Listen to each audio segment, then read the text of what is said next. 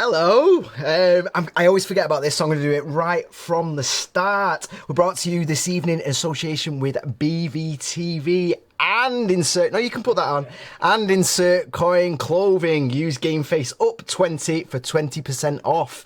And I'm proper, like, sell out tonight. Straight away, like, give me the one that says the thing. Those guys, they're bloody lovely. I'm going to be wearing them throughout this series of GameFace. Hello, everyone. Hello, everyone already. I'm going to get to you in just a minute. I've not given a proper shout out yet. We've been using his titles for a few weeks now, and we've actually got a new set, and it's based on the work of Blue Chew. There's a link here. Please go on his Facebook, Blue Chew 121. Blue Chew 121. He did the lovely titles that you've just seen, and this, which is interesting. What do you think? It's a bit weird, isn't it? I like it. I think what we do is, because we've taken the layers from his animation, I think we might replace this front bit, but because it's supposed to be like me driving. Look at that. How cool is that?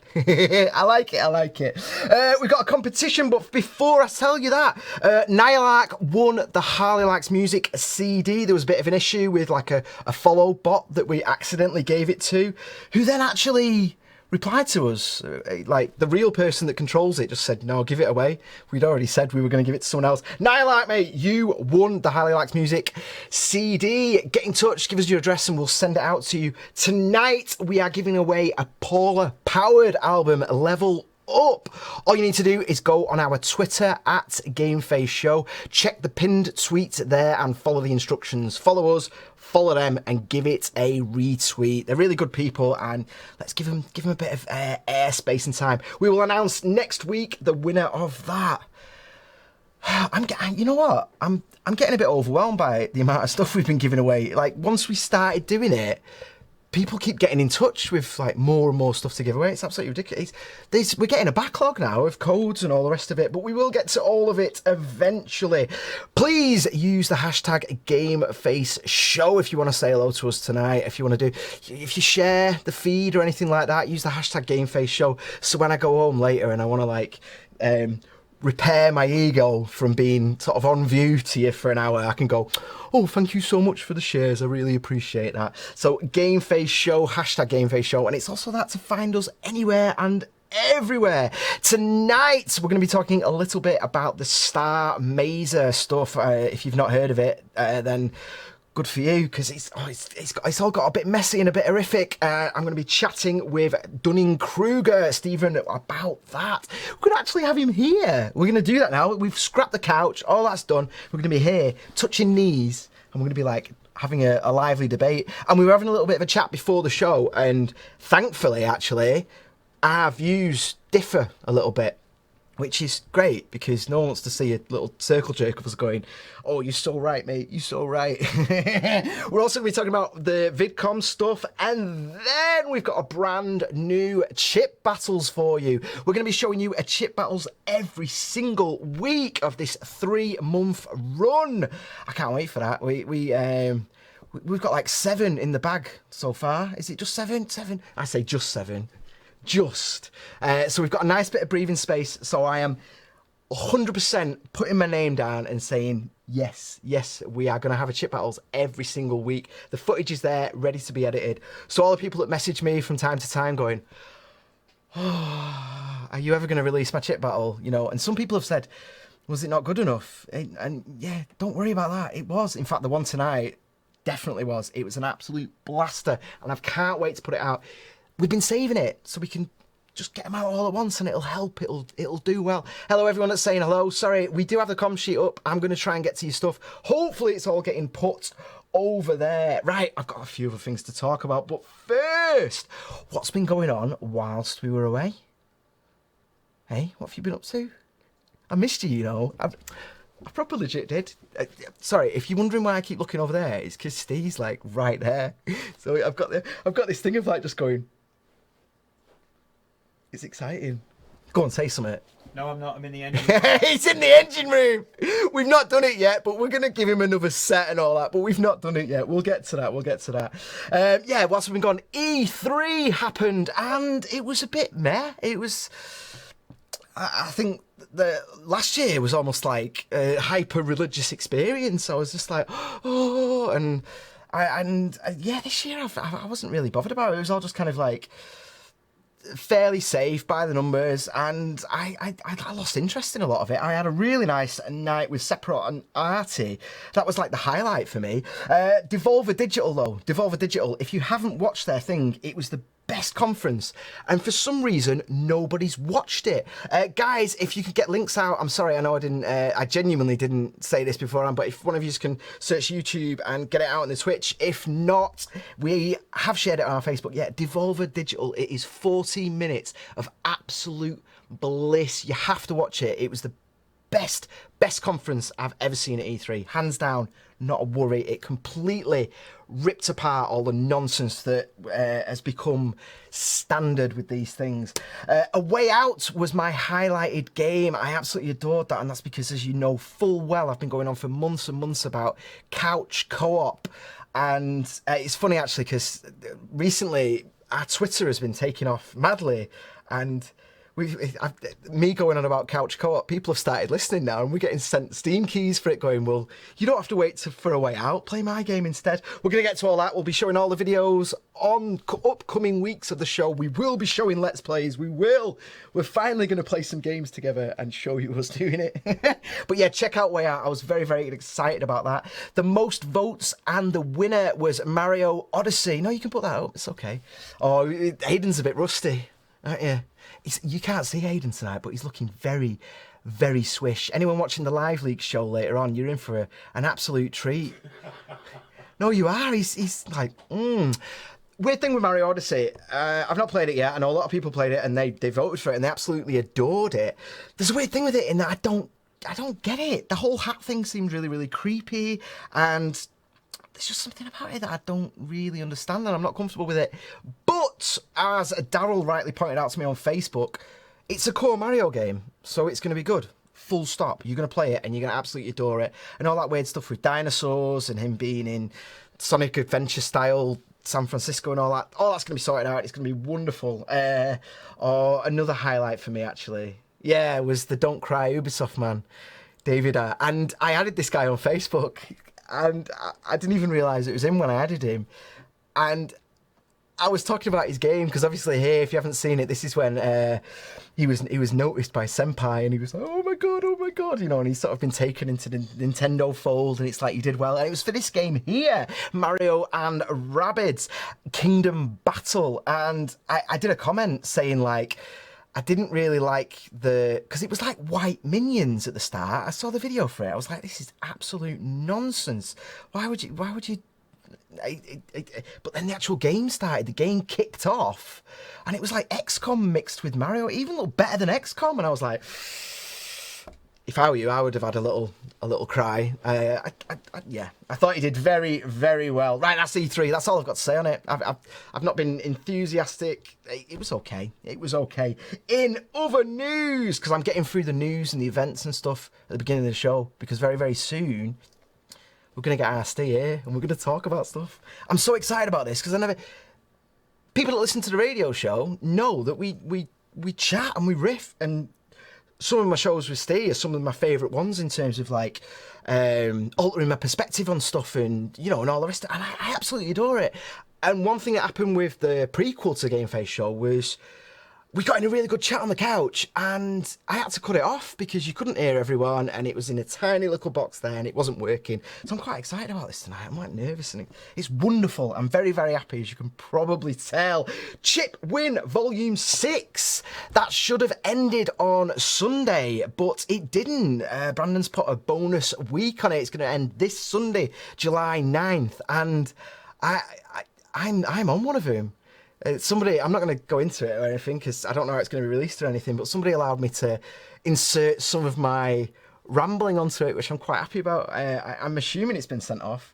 I fully expected to be like, to send it and just have him come back and go, Graham, mate, thanks for trying, but no. But no, he's put it in. I'm well happy about that. It's wonderful. Nintendo Switch has taken over the world whilst we've been gone. For all our moaning about, you know, the lines and, you know, the resolution and the battery power and all that nonsense. It's absolutely taken off, and everyone I know that's got one is in an almost permanent state of joy with it. But something else quite interesting has happened. The Street Pass groups have now changed. They're becoming Nintendo Players UK, and that's obviously because the Switch is mobile and they want to include everyone. But I've noticed a bit of an issue with this. You used to be able to search Street Pass UK and the group finder would come up and all the rest of it. If you search Nintendo Players, you get all sorts of other stuff. But whilst they sort that out and whilst they sort the SEO out and everything like that, search Street Pass UK, please. If you're a Nintendo player, if you've got a Switch or a 3DS or anything, search Street Pass UK.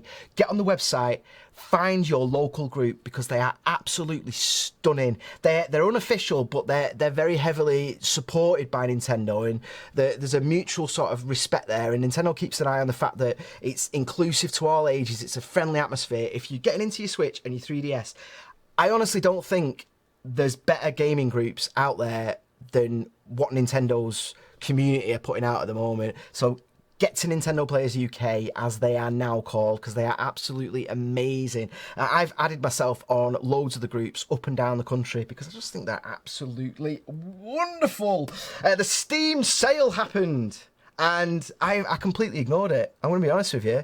I completely sacked it off. I haven't even opened it. I've done nothing at all, because I just don't want any more faded grey games. Do you know what I mean? Right, the last thing before we move on to the meat of the show is our rebrand. Did you notice this? Look at that. How amazing is that? Massive shout out to Artie. I didn't put a picture of her up or anything like that because I don't know how she is with sharing it, so I've just put her bloody amazing work. Now, if you look at that there, that was the first thing she did for us that was like a proper legit thing. Straight away we were like, that's got to be front and centre. That is the GameFaceShow. Now, if you look, she's like evolved the style of it. Wonderful. It does look a bit like game, yeah, but we can't change the fact that we've got the word game. We are game. But yeah, it does look a bit like game, doesn't it? When game dies, they'll be like, is that what game became? That weird hippie guy that's like screaming on a Thursday. But no, it's absolutely beautiful. Get on our Mixcloud, get on our everything. Absolutely everything is all over the place. She sent us a whole pack with the colours and different size stuff for everything. And Steve was good enough to actually go and sort it all out. And yeah, I'm glad you like the logo. Oh, it's wonderful. Thank you so much. A lot of work went into that. And everyone involved with GameFace is a volunteer. Obviously, sometimes people get like free games out of working because we get like extra codes, and the insert coin thing that we've got going on, they're not all going to go in my private collection. They'll be sent out to different members of the team. So occasionally we get a little bit of stuff, but in terms of the work put in, it's not even close to paying for what people do. You know, do you know what I mean? Like a, you know, a 20 quid t-shirt for hundreds and hundreds of pounds worth of graphic design work. Big love to Artie. I can't even tell her how much I appreciate it. I can't even put it into words. Right, we're gonna play a quick ad and then we're gonna talk about this. Oh, do you know what? No. Wait. Hold off on the ad a sec. Nylark has said, I've checked the com sheet, I remembered. Nylark has said, this is my first time actually watching the show live. Awesome to finally get to see the magic as it happens. And then XWVP13 has said, love the new logo. Mark, Becky and Daryl are watching. Hello there. Thanks so much for joining us this evening. We're back. How cool is this? Thanks to the guys. We've got, tonight we've got Oracle and I'm not sure what to call Lilybex. She goes by so many wonderful names. Lilybex. We've got Lilybex on the thing. Well, I like John Bosley though. I really like John Bosley. Thanks so much for keeping it. Please, if anyone's saying anything, whack it on the com sheet so I can get it. I hope you're all wonderful this evening. We're going to play an ad break, and then when we get back, we're going to be talking about Alex Marr and all this stuff with Steve.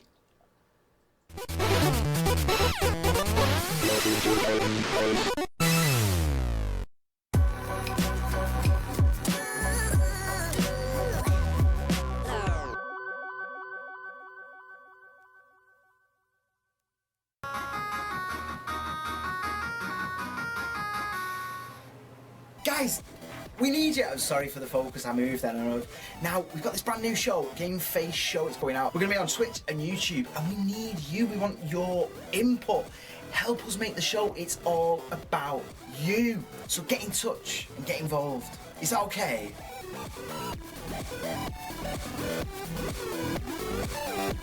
Attention small business owner, when is a box more than just a box? No! No! Oh no, that's just weird. A box is more than just a box when it can give you a couple of extra hours in bed, or at the very least some time to do something more fun and or productive than bookkeeping. Just bang all your paperwork in a box and we'll take care of the rest. Accounts direct. Accountants on your side.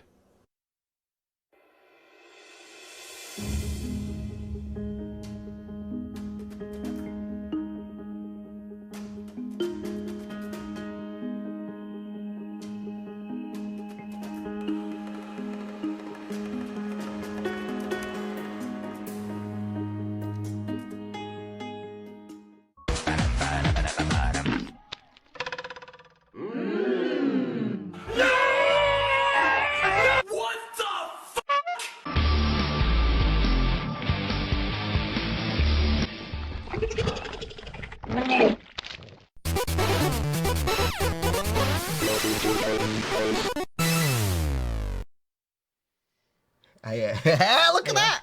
I'm too excited already. I'm in the spaceship. I know you. I can touch it. You do these weird. We're gonna redraw these controls because that's not working, is it? Look at that. This beep, boop, beep, boop, we need depth to it. Right, we're giggling and all the rest of it. We shouldn't be doing because we're talking about this Star Mazer. I hadn't actually heard of this game. I knew nothing about it. So Star Mazer came out. Everything was fine as far as us, the public, are concerned. It did all right, you know. It had a following. Then Star Mazer DSP came out, and that's when the shit hit the fan, really, in terms of all these takedowns on YouTube, wasn't it? Yeah, it was ridiculous. 60 like 60. Well, the last thing I heard was it's up to 100 now. Yeah, in so terms of the from total. 60 upwards, yeah. And a lot of very small channels were affected by it, and everyone was like, "Well, what's going on?" And it turns out that Alex Mauer, am I saying that right? Alex Mauer, yeah. Alex Mauer put in all these DMCA. I can't. We'll get used to it. Putting all these DMCA claims in a way to get attention on the fact that she feels like she has been robbed of her work because she worked for hire for Imagos. Softworks. It's actually a film company. That's what it's registered as. So she worked for hire for that. She did all these assets. She did all this music for them. And then what has happened? What we've been told is that things went wrong as she was, things deteriorated as she was there, and then she got fired. She got let go. They gave her a bit of money, all the rest of it. Now it's all kicked off big time, massively. Am I all right with that? I really want to get the facts right in terms of. I think those are the base facts, to start. Are those the base facts? So where are we right now? Well, there's been a few updates in the past few days, hasn't there? It's been a hell of a lot. Yeah, at first, and to be honest, at this point, there was the whole thing about her mental health and all the rest of it, and I kind of got that. I kind of got that, because we do. I mean, this year alone, I've probably had 2 wobbles.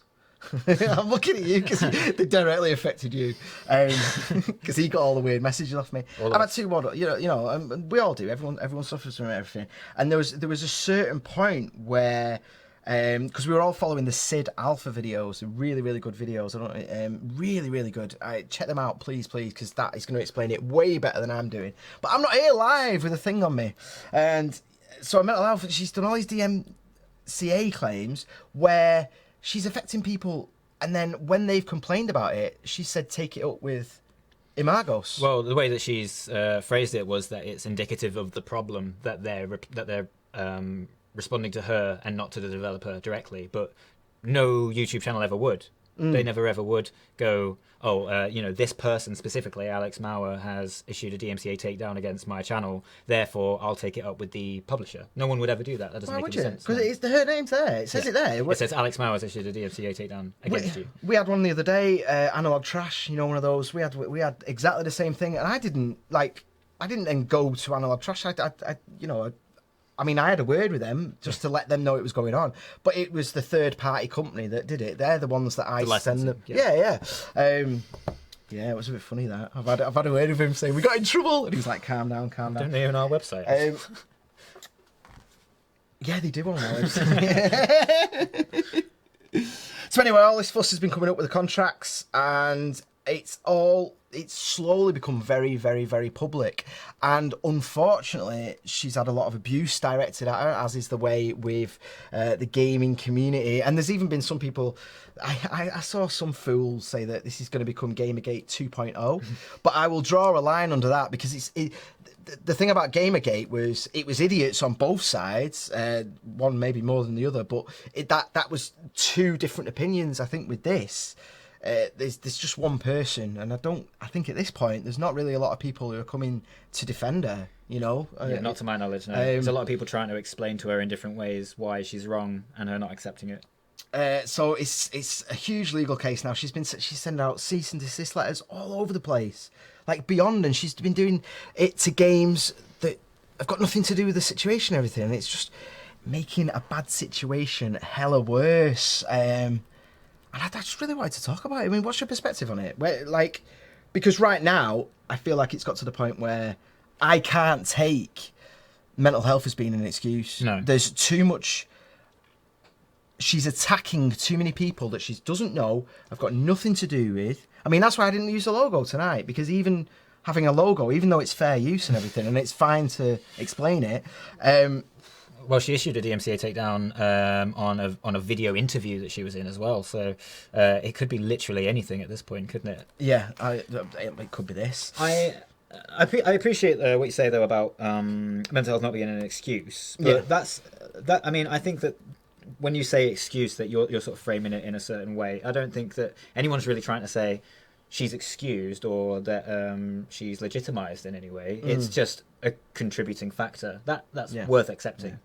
I think for me though, when it started, I did think, well, you know, I've probably done worse things before the internet and before it was all public and everything. Random strangers started getting involved, but yeah, I mean, this Twitter account, I don't know if you've seen, it's been closed, it's been opened up, and from what I'm seeing in terms of the actual, because she's going to get fucked legally at this point. She's putting. If anything goes to court, yeah, because she'll have to pay a lot of costs that she will never get to recuperate. If she hopes to win any case, then generally what would happen is she would win. The court fees would be, they'd be liable for it, or if they came to an agreement where she was liable for her own costs, but they have to pay her what she thinks she's fair. You know, there's different outcomes. I don't think the outcome's going to be favourable for her. No one's going to want to hire her, that's for sure. You know, no. I mean, in fact, that's already dead in the water. Like, whatever happens with these DMCA takedowns, whatever happens, whether she's found to be like right about a breach of contract, she's not going to work as a video games composer, except for some people who went, oh, you know what? I see that actually there's quite a lot of SEO attached to your name, so maybe.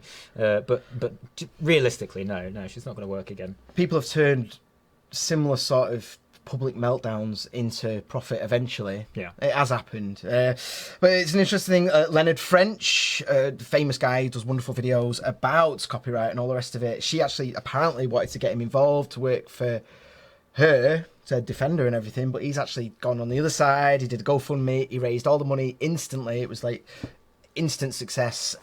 People got all over it in terms of the fact that he's working at half price and everything. Now, what's really, really interesting about this, though, is that even though he's working against her and he's not representing her, he's still on a personal level trying to deal with her. He's still in his videos addresses her directly to just say, please, I'm trying to help. He's still in contact with her, and she did a tweet that was directed at him, and he replied saying, please contact me privately, and all the rest of it. So it's an interesting situation at the moment where it's weird, like with the people who are closest to the situation seem to be actually trying really, really hard to help and solve it and everything. And I don't know these people.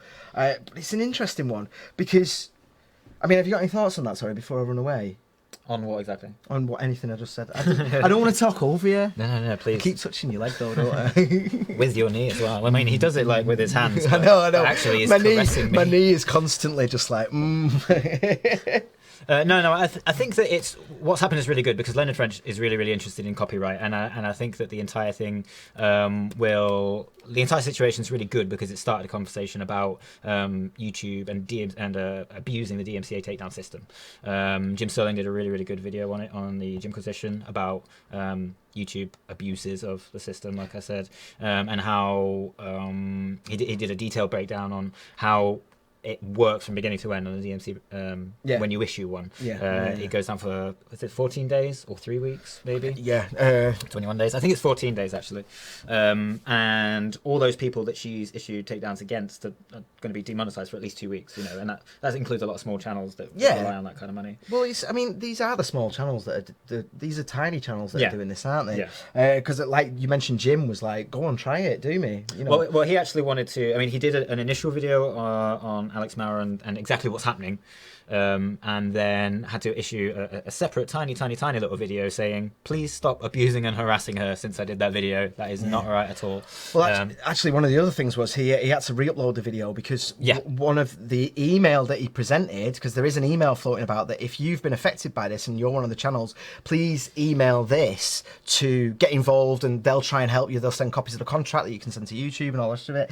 Now, people being people just saw that email and thought it was her and started sending the most awful stuff, and he had to apologise publicly, didn't he? And that's one of the reasons I think it's worth not like I don't like the word excuse, but I think it's worth taking into consideration that there is whether she was already suffering from mental health issues, whether she was already kind of a victim of cyberbullying just at the very beginning of this case. It's certainly going to have been exacerbated now just by people talking about it. That's just the natural order of things. Like, and the unfortunate natural order of things. It's in no way a good thing. I don't endorse it, but like I said, it is, aside from all the hate and online abuse that she's received, it's been a really, really good thing to talk about copyright because ultimately that's what this case is about. We can talk about her and her mental health, but I think that is ultimately, when it comes to the subject of who's right and who's wrong and what constitutes justice and what Leonard French has been talking about, what we want to know is how can we avoid this in the future?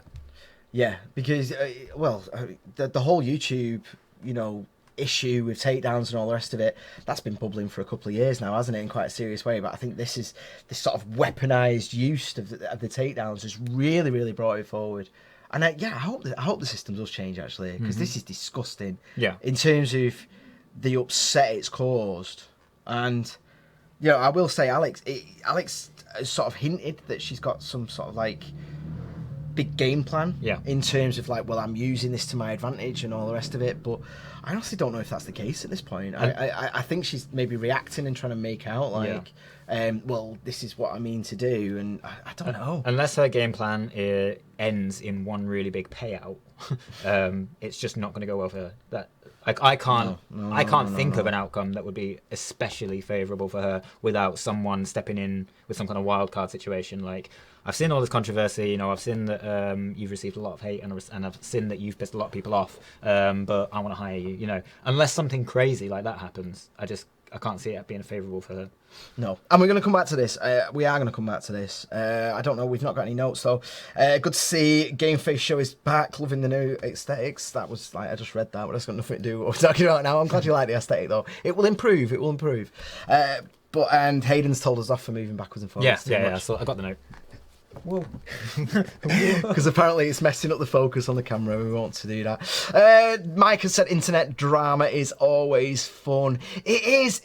I mean, I can't say that I haven't been there with the Twitter and the Steam and had like, that sort of popcorn thing where I have just like been taking it in. I've not involved myself, and I certainly haven't sent any abuse or suggested, because I don't know the situation and all the rest of it. But we have shared a very good starter article on the Facebook page, GameFaceShow.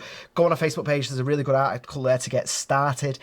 If not, Sid Alpha, his videos are going through all this. Please check this out and go through the timeline. It's very, very interesting. It's fascinating. And please, whatever you do, don't start sending abuse anywhere in her direction or anyone's direction. Yeah. Only me. You can abuse me. And Hayden, probably later. And Hayden. You can abuse Hayden. That's absolutely fine. But please don't. I'm not reading that out. Right, we've not got anything else in the com sheet, guys. If you could feed me a little bit more, I'd really appreciate it. I can see stuff coming up, like the fact that Rocco is watching. Yo, Rocco. Hi, Rocco. Yeah. Let me know as much of that as humanly possible if you could. I do appreciate it because I do want to give people shout outs as much as I can. I'm going to move on from that though. I don't want to talk about Alex Mauer. Please check it out. Sid Alpha. Very, very interesting saga. Right, I'm going to move on to VidCon. That's just happened, hasn't it, last month? Yeah. And there's two things I want to talk about here. There's two sort of separate, so we'll start with one and then we'll go to the other and everything.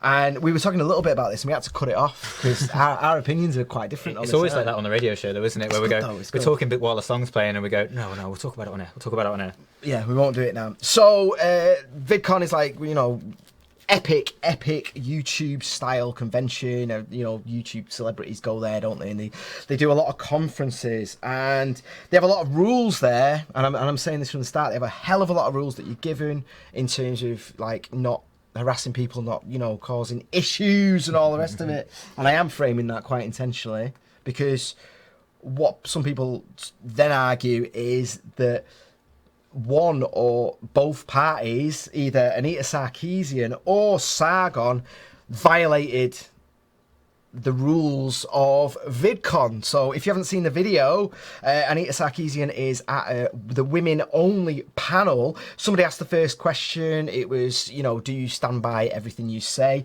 She didn't answer that question. She just turned and called him human garbage, wasn't it? Was it a shithead as well?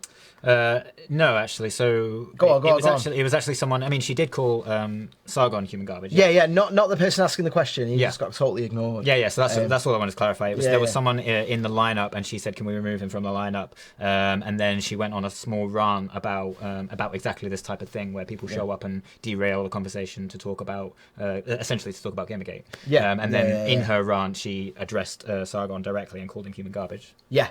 So that's the facts. I want to know what your perspective is on this. Because for me, in terms of her signing up and getting paid to be at a YouTube conference, what else did she expect in terms of the YouTube community, in terms of who would be there? Nobody had asked a bad question. Nobody, that was maybe a bit awkward, but this wasn't her crowd. Like, she does a lot of these things where there are crowds of people who do agree with her and all the rest of it. She's been out of the sort of appearance game for a long time. For me, I do think that I respect that it must have been uncomfortable, him being there in the audience, and there's other people. Obviously, he wasn't there on his own. There was a lot of people there who were very critical of her. I respect that put her on edge and that made her feel attacked or intimidated or whatever. But her just turning around and insulting him, I think that hugely breaks the protocol of what's acceptable in that situation. Yeah, so it's VidCon policy not to abuse audience members if you're a panelist. That's a written VidCon policy. And the same goes both ways. If you're in the audience, it's not just that. I mean, the VidCon rules are very, very strict because it's YouTube, because it's all about viral videos and all the rest of it. They are insanely strict with people who are appearing as speakers, people who are attending. It is very, very strict. If you start doing like pranks or anything like that, you will get locked out and you will get ejected immediately. Now, I'm kind of thinking, obviously it's a heat of the moment thing. Why, what's the situation that allowed her to get away with that behaviour? What do you mean by get away with? You mean attend the next panel that she was invited to? Yeah. I want to talk about that. I want to talk about that in a minute. Because what's really important to remember in the context here is that this issue has been framed consistently. Been framed as Anita Sarkeesian has been asked the question by an audience member, and then turned her attention to a different audience member to attack him. That's how it's always been framed, even though, even if she felt like justified in attacking Sargon for a different reason, or even kind of a semi-related reason, which is ultimately sexism, I think, is what they're getting at. But what's really important to remember in this particular incident is actually that it wasn't just a case of Sargon of Akkad showing up in the audience and kind of going, oh, oh, well, what are you dressing me for? Yeah, calling me no, garbage. I get that. It's actually the case that him and several people that he knew took up the first 2 rows of that panel. Yeah. Oh, yeah. Yeah. That's really, really important detail, because that's not because what you're talking about then is not why has Anita Sarkeesian attacked a guy in the audience with the language that she used. It's why is VidCon policy taking precedent in the issue over the intimidating behavior. Intimidating behavior in the real world is a lot more important than VidCon's policy. And so that's why I think you're wrong on the issue in that it's not in this situation, it's not the biggest crime that she broke VidCon policy. In fact, I would say that VidCon's policy becomes totally irrelevant when you feel physically threatened. Do you think she felt physically threatened? Sargon Avakat has made. I mean, if you look at his YouTube channel, it's all about. I've seen it. There's loads of stuff there, and his header on Twitter is her. You know, he's like. Yeah. So 20 videos talking just about her, and weekly videos talking about feminism, weekly videos talking about ridiculous SJWs. This Week in Stupid is his weekly show that he does. A message to feminists, things like that. You know, it's a really feminist focused or social justice focused channel, and.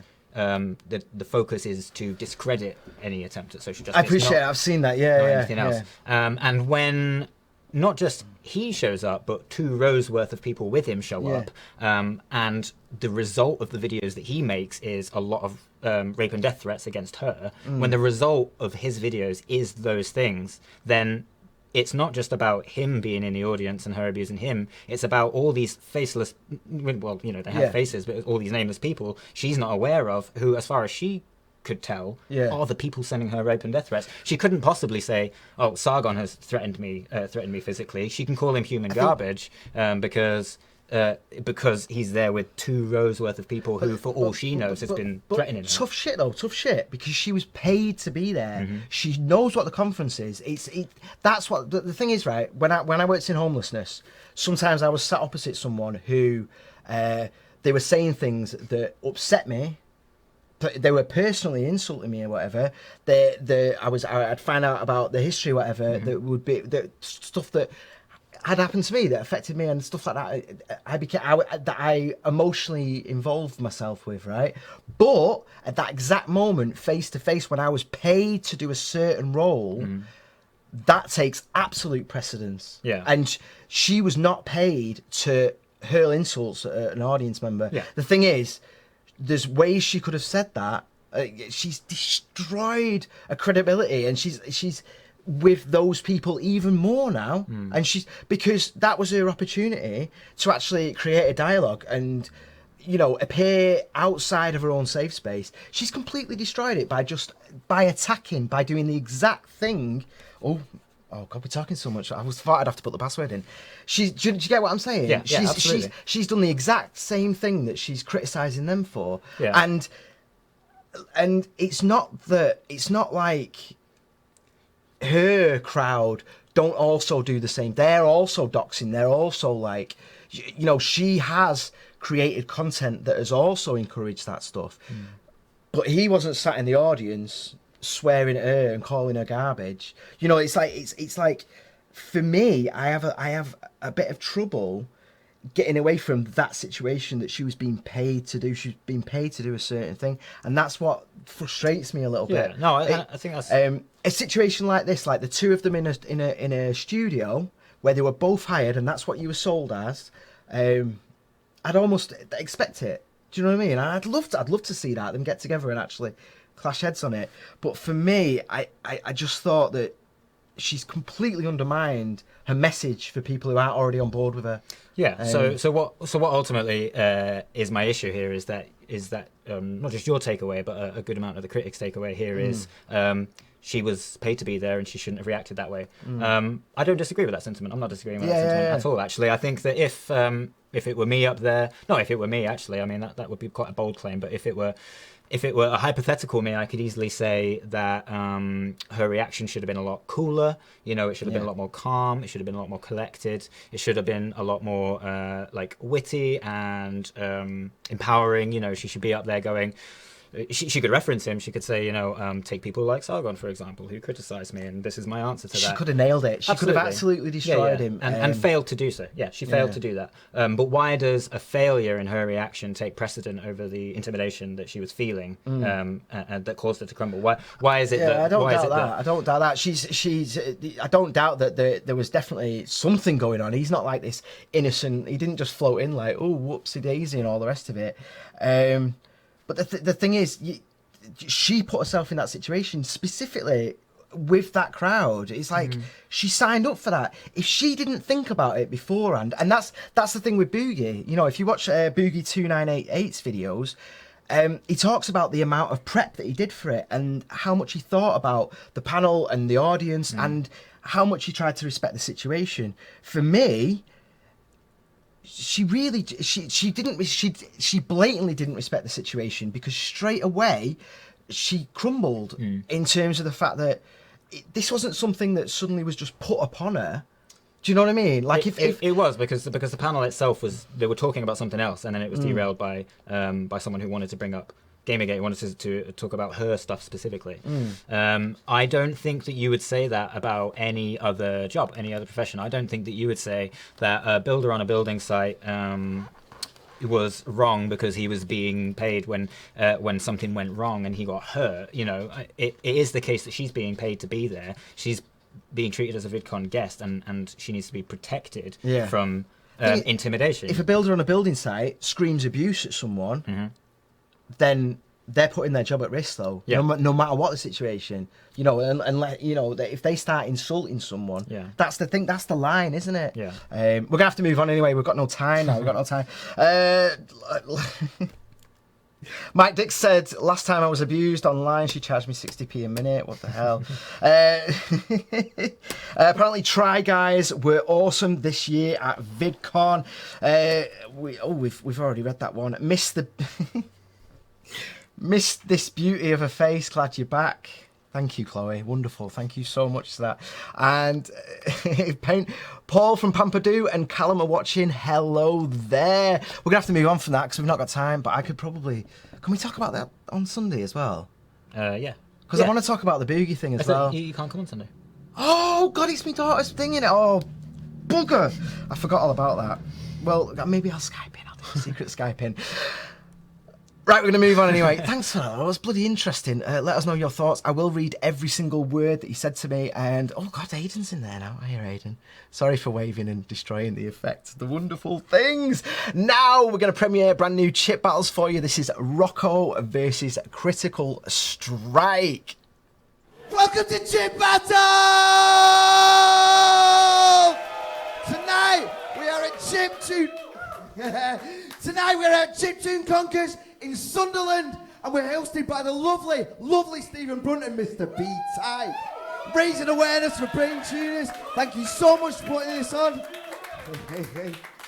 This is a chip battle. 3 rounds each, 150 BPM, 32 bars, then 64 bars for the final round.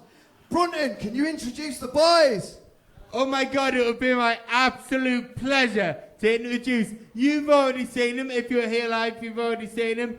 To my right, all fighting out of Holland, it is Rocco, ladies and gentlemen, make a lot of noise.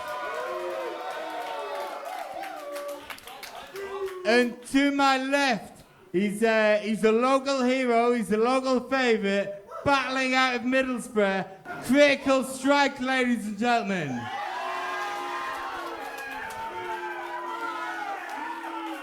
All right, so Graham has gone over the rules. What's going to happen is, was there a coin toss? Have we had a coin toss yet? Who goes first? We've done all that. Give me the mic. Where you want to go? Go on, put it on. Oracle, can we drop the beat, my man? Before we started the fight, we flipped a coin. Rocco won. He decided to go second, so we're starting with Critical Strike. Crit, are you ready? Yes, all right, Oracle, hit it. Round 1.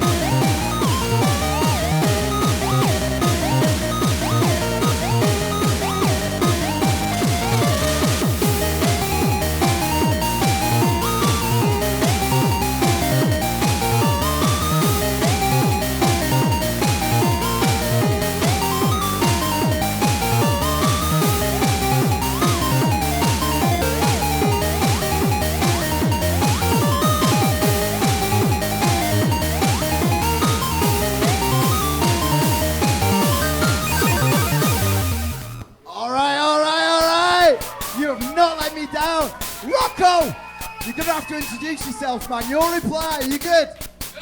Ah, hit it!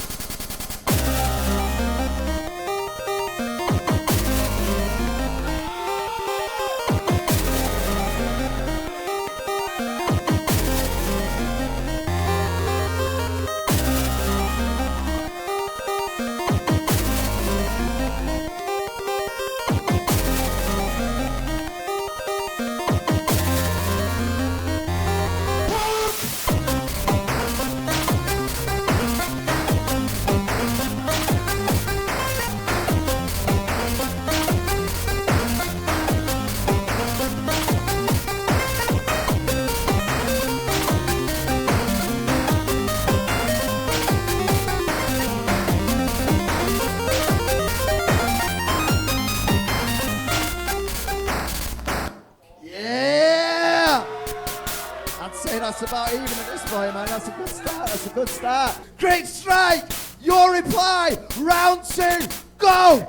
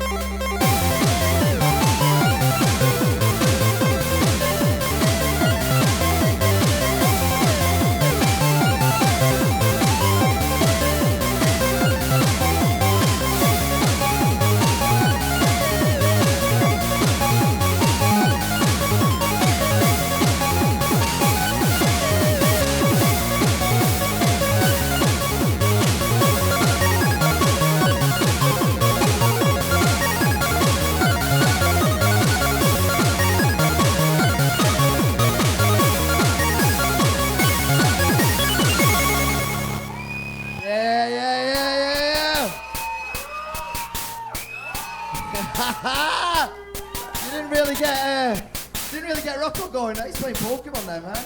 Wasn't impressed. You're gonna go on this, yeah? Confident I'm gonna chiptune the fuck out of them. Show me, man. Show me what you got. Oracle, it's it!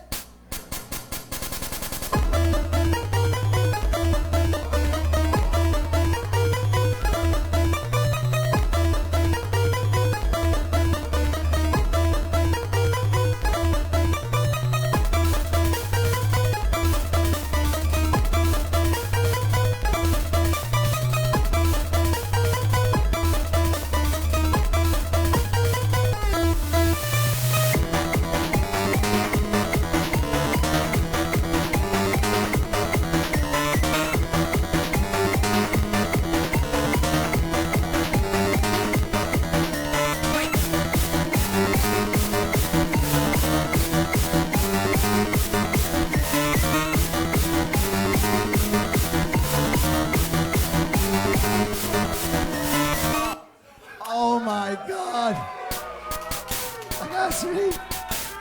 Guys, this is it. I can't even call it at this point. Final round. This is it, man. This is it. You ready? I like to call this one the final nail in Rocco's coffin. Give it to me, give it to me, give it to me.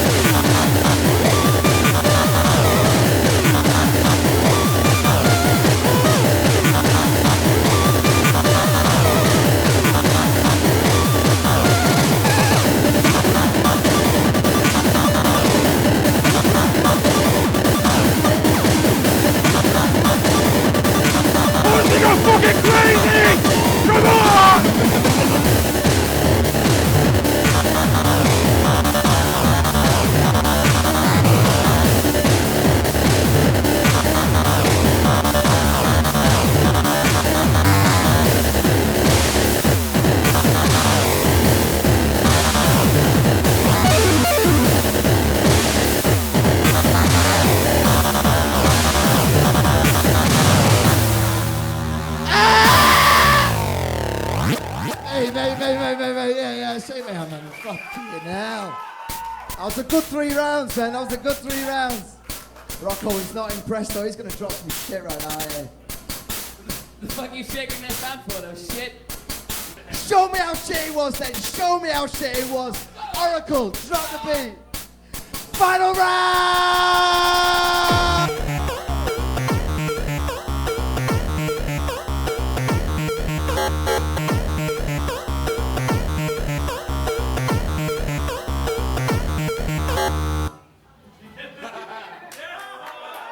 Joe. Oh, that was a joke.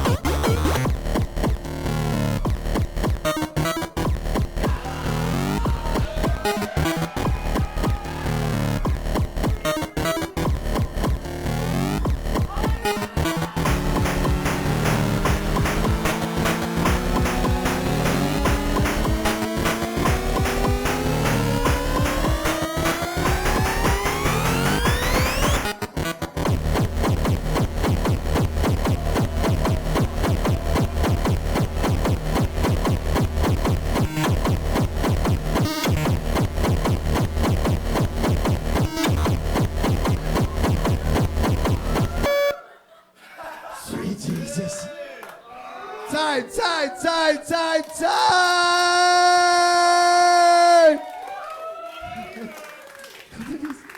Oh my God. Who won? Let us know in the comments below. Don't forget to vote. You guys hear who won? Was it Grit? Was it my man Rocco? It's pretty close. Yeah. How great was that? A couple of things I want to point out really quickly, actually, is the verses audio reacts to my voice in that, and then you can see the two health bar things. They audio react to the individual person. The reason I know that is because Steve told me, because that's what he did with the video, because he edited it. Loads of love for it, by the way. Loads of love for the editing style and that. It's him. He did it. There was a lot of good feedback actually in the Twitch chat. I've been reading it all during the video. Thank you so much for your good comments. I mean, Paul Pampadou's very, very happy. You outdid yourself. Well, that's what took the longest, was all them nice graphics. The edit itself, surprisingly, is easy to do, even with 5 cameras. Mark Tommy Boo said new presentation as the battles is great. He's absolutely loving it. I hope it's been worth the wait. Lots and lots and lots of love for the new format and all the rest of it. So I think that's great. Before we move on, actually, I've got where are they? I've made a note of people watching. We've got Wild Mouse. Hello, Wild Mouse. You said evening and all that. Becky said, "Where's the bike helmet?" Yeah, where is that? Well, that was just a gag for one thing. I'm not going to do that. You said we were dangerous. I am dangerous, but I'm... XWVP13 has said the graphics are amazing. You also said quite a lot of wonderful things during that video. Thank you so much. Yeah, there was it was funny watching your comments, and then I think I just came. I was just like, what? That was wonderful. Was that during Crit Strike? Yeah. Should we talk about that real quick? In fact, it's kind of the end of the show, isn't it? What I'm going to do? Oh God, yeah, we're running out of time, aren't we? So there was 3 things that we're going to talk about. One of which is I thought I was going to die when this started. As I shouted, "Welcome to Chip Battles," all the blood, you can see it here. All the blood just went right up into my brain. My vision just went just for a second. I wasn't blind, but it was like that Radiohead thing where it's filling up with water. And yeah, I thought I was going to die. You can't really see it, and he's edited around it quite well. If you watch the raw footage, you can kind of, if you know it's there. You can tell right from the beginning because you start screaming, and then you do the Welcome to Chip Battles thing, and then you're about to launch into your intro, but you stop and go, You nearly Tommy Coopered on us. Yeah, that's what I thought. I thought it was going to be a Tommy Cooper, which would have been rubbish after only 4 or 5 bottles. Especially all the way up in Sunderland, that would have been a drag. Oh, dying in Sunderland. Right, first I want to talk about Rocco. How do you think he did? I think Rocco did phenomenally well. He was a guest over from Holland. Was he our first international? No. Was he? I think he was our first international person. Sure, he was. He was actually. Yeah, either way, we move on. He did a very tribal, and it reflected in his actions, didn't it? And in his music, actually. Had definitely a very different sound to what you're used to in, I think, the English chiptune that we've played so far. Definitely. I think it I'd even go so far as to say it almost had a bit of a Dutch sound. Like, it had a European sound, I think. Yeah, and do you know what as well? I saw Rocco, because on the Thursday, because we did this on was it a Friday or a Saturday? It was a Saturday, I think. Saturday, yeah. On the Thursday, he played Tokyo Chips in Manchester. I was watching his set, and I was like, I mean, big respect to Crit Strike, but I was standing there, I was like, watching his set, I was like, this is cruel, man. I've never seen anyone do anything like that. I thought Rocco was going to beast it on the Thursday. Watching Rocco live, I was like, we've not done an appropriate matchup here.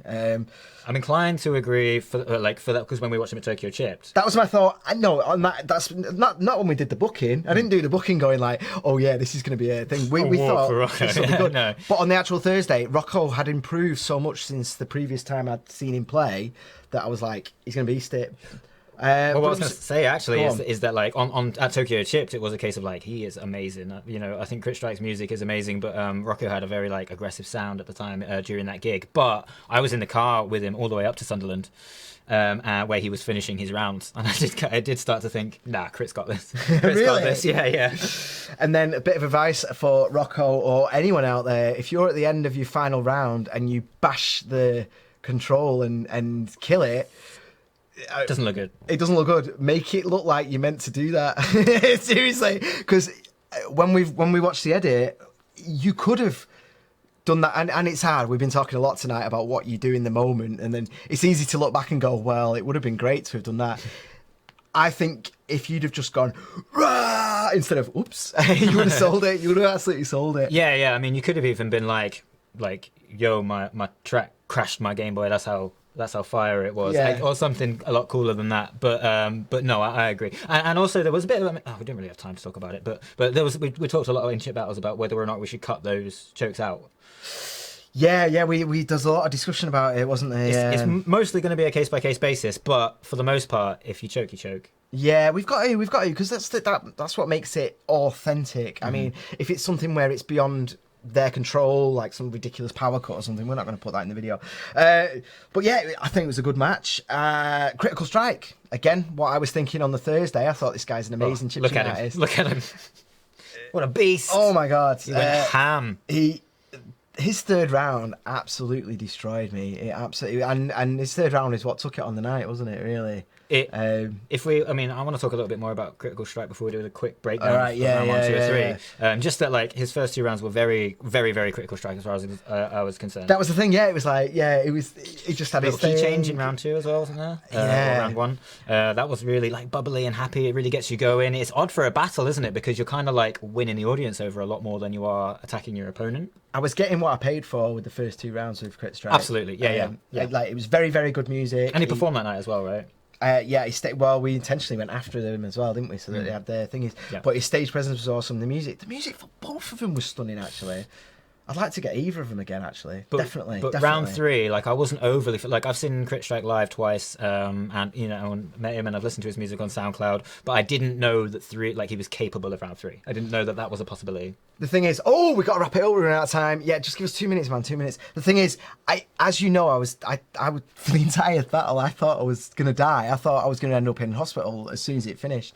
When he took that mic off me round 3, I was just shivering, shaking. I was like, I wasn't really sure What's going to happen here. Absolutely destroyed. Well, also, me. any future battlers, I have to include that because that's the recording. Unless I replace it with an MP3 of the tracks, which I don't. Everything you hear is recorded on the night. Yeah. Right, we're gonna have to move on. Sorry, we had loads of amazing comments, and you're both loving both of them. Are we able to just go like round one? Who took round one for you? I don't know. You know, Rocco took it for me. with all that. I'd say yeah. I'd probably agree with you there. Okay, who took round two? I mean, Crit Strikes round two was really good, but I felt in the situation it was more of the same. You know, more of round one. Yeah, I mean, if you're pinning me down on that, and you know what, I wish I thought about it more. I'd almost say it was like Rocco Crit Strike. That is, I'm in agreement, but Crit Strike's third round was just enough to compensate for those two first rounds. And I don't know because we'll never know what would have happened if Rocco hadn't have. Because it knocked his thing off. Or if he had prepared his final round in advance of the night. Like, we would never know that. I mean, I'm not trying to call anyone out, Rocco, but like if you put a lot more time into that track instead of finishing it on the day, then for me you would have taken it. But otherwise, round one Rocco, round two Rocco, round three Crit Strike times 100. Like, it was amazing. Yeah. Enough for me personally for me to, and I know like we don't sort of go into all that, but anyway, let us know what you think. We've had loads and loads of comments off you. I really appreciate them all. My com sheet for new viewers, I've got a com sheet, so GameFace team members, throw your comments at me, and there's just too many to even get. We've got viewers are leaning towards Crit, but it was a good balanced match, and that is the whole point of doing it the way we do it. We've got a chip battles video. We've got a few interests. I want to do it. You can do it. We've got a video going out very soon that's going to let you know, but please just drop us an email, hello@GameFaceShow. Quick reminder right at the end, Paula Powered, we've got a CD. We're going to be giving it away next week. Go on our pinned tweet at GameFaceShow. At GameFaceShow. Follow her, follow us, retweet the tweet, and you've got a chance to win the CD.